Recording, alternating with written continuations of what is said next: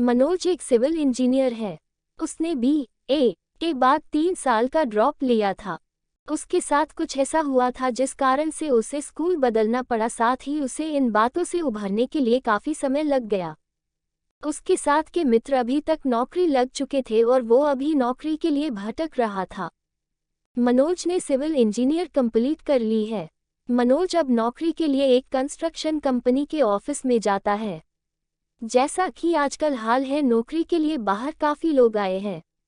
मनोज अपने नंबर का इंतजार कर रहा होता है। कुछ घंटों के बाद मनोज का नंबर आता है। वो अंदर इंटरव्यू के लिए जाता है। इंटरव्यू लेने के अंदर केवल एक ही यंग लड़की है, रिया। रिया ने मनोज को आते भी नहीं देखा। वो फाइल में बिजी है और कुछ ड्राइंग देख रही है। फिर कुछ देर बाद वो मनोज को बिना देखे ही उसकी फाइल देखती है। मनोज ने रिया को पहचान लिया। वो थोड़ा सा घबरा गया और उठकर जाना चाहता है, लेकिन फिर वो हिम्मत करके वहीं बैठा रहता है। जेब में से रुमाल निकालकर अपना पसीना पोंछता है। रिया को यह सब दिखाई देता है। वो मनोज को कहती है, घबराने की जरूरत नहीं है, आप रिलैक्स रहिए, आराम से, आप चाहे तो पानी पी सकते हैं। वो मनोज का CV देखती है। मनोज के CV से उसे पता चल जाता है कि मनोज ने स्कूल के बाद ड्रॉप लिया है। वो मनोज से पूछ लेती है, रिया आपने ड्रॉप क्यों लिया था? मनोज, आपकी वजह से। यह सुनकर रिया ऊपर मुंह करके मनोज को देखती है। रिया, सॉरी, क्या बोला आपने? मनोज, हाँ आपने सही सुना, मैंने ड्रॉप आपकी वजह से लिया था। रिया को मनोज की बात सुनकर थोड़ा गुस्सा आता है। रिया मनोज को पहचान भी नहीं रही। रिया, या तो आपको कुछ गलतफहमी हो रही है या आप मजाक कर रहे हैं। मनोज मुस्कुराते, नहीं, मुझे कोई गलतफहमी नहीं हुई है, मैं अपनी लाइफ में पीछे आपके कारण ही रहा हूँ। रिया का सब्र अब टूट जाता है। वो मनोज की फाइल को फेंक देती है और बोलती है, रिया, तो आप जैसे लोगों को शर्म नहीं आती क्या? जहाँ लड़की देखी वही फ्लर्ट करना शुरू कर देते हैं। आप कहाँ आए हैं, आपको पता है? आप नौकरी मांगने आए हैं और इस तरह से बदतमीजी कर रहे हैं। मनोज, तुम्हारा कसूर नहीं है। उस घटना के बाद मेरा चेहरा पूरा बदल गया है। मैं खुद अपने आप को नहीं पहचान पाता, तो कोई मुझे क्या पहचानेगा? रिया एक बार फिर मनोज को गौर से देखती है और फिर कुछ समय सोचने के बाद, रिया, मुझे लगता है आपको कुछ गलतफहमी हुई है, आप प्लीज अभी जाइए, आपको यहाँ से कॉल आ जाएगा। मनोज, तुम झूठी हो, मुझे पता है तुम कॉल नहीं करोगी। रिया को झूठी सुनकर बहुत ज्यादा गुस्सा आता है। रिया, ओह एक्सक्यूज मी मिस्टर, तुम क्या पागल हो? कुछ भी बोले जा रहे हो? जाओ पहले अपना इलाज करो, फिर जाकर नौकरी ढूंढना। मनोज, ठीक है, मैं चला जाऊंगा, लेकिन मेरा CV आप अच्छे से देखिए, शायद आपको कुछ याद आ जाए।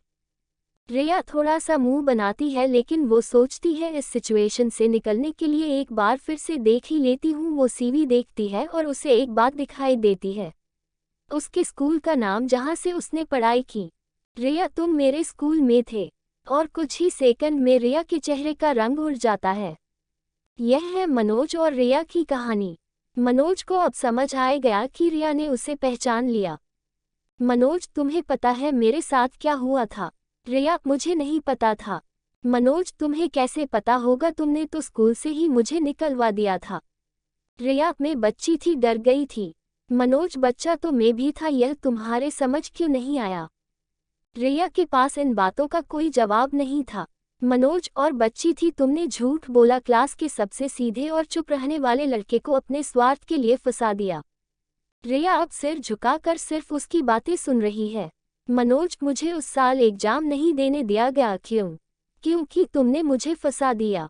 रिया, सॉरी, मुझे नहीं पता था कि बात इतनी बढ़ जाएगी, मुझे लगा था वो सिर्फ वार्निंग देकर तुम्हें वापस क्लास में भेज देंगे, लेकिन तुम भी उनसे बहस कर रहे थे, सॉरी बोल देते वो छोड़ देते। मनोज, गलती तुम्हारी थी और सॉरी मैं क्यों बोलता, तुम भी उस समय बोल सकती थी कि तुम्हें वो लेटर मैंने नहीं, कबीर ने लिखा था। रिया, मुझे उस समय कुछ समझ नहीं आया। मनोज, कबीर का नाम तुमने नहीं लिया क्योंकि तुम नहीं चाहती थी कि उसे कुछ हो, तुम उसे पसंद करती थी, लेकिन मेरा सारी क्लास में तुमने मेरा नाम क्यों लिया?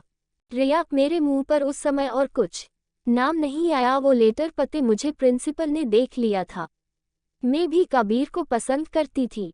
मुझे लगा वो मेरे पापा को बुलाएंगे, इसलिए मैंने तुम्हारा नाम लिया कि तुम मुझे परेशान कर रहे हो और बात खत्म हो जाए। मनोज, लेकिन बात तुम्हारे लिए तो खत्म हो गई, मेरे लिए शुरू हो गई, और इसके बाद मेरे घर वाले क्या सोचेंगे यह तुमने नहीं सोचा, तुम तो निकल गई। मुझे स्कूल से निकलना पड़ा। रिया, मैं बुरी नहीं हूँ, उस समय मैं कुछ समझ नहीं पाए, आखिरी मैं नासमझ ही तो थी। मनोज, तुम अभी भी झूठ बोल रही हो।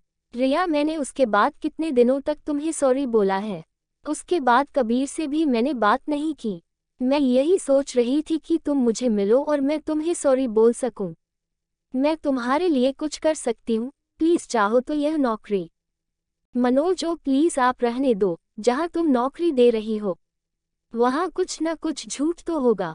रिया, ऐसा नहीं है, वो सिर्फ एक गलती थी। मनोज अपनी फाइल उठाकर दरवाजे की तरफ जाने लगता है, फिर एक बार पलटकर रिया को देखकर बोलता है, मनोज, हो सके तो अब अपनी गलती की सजा किसी दूसरे को मत देना। रिया मनोज की बात सुनकर अपनी चेयर पर आंख बंद करके बैठ जाती है।